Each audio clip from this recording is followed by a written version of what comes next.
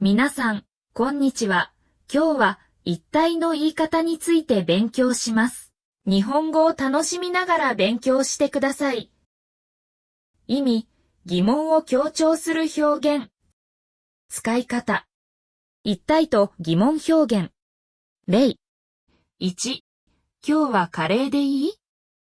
カレーは嫌だ。ハンバーガーは？ハンバーガーは食べたくない。じゃあ一体何が食べたいの？何が食べたいのという気持ちを強調。2、一体いつになったら梅雨が明けるんだろうか。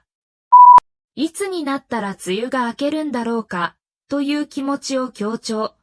3、彼は一体どこに行ったのかしら。どこに行ったのかしらという気持ちを強調。4、犯人は一体誰なんだ？誰なんだという気持ちを強調。説明。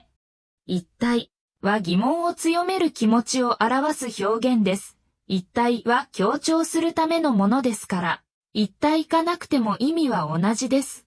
例、何が食べたいの？普通の疑問文。一体何が食べたいの？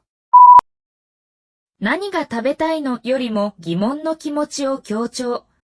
また、さらに疑問の気持ちを強調する表現に一体全体というのがあります。一体全体は聞く機会が少ないと思いますが、一緒に覚えておきましょう。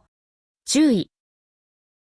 一体は仕事場でも使うことができますが、使い方に注意が必要です。使い方によっては、相手に不満を感じさせることがあります。優しいトーンで使うか、もっと丁寧に言いましょう。例。一体誰がこの資料を作ったのですか？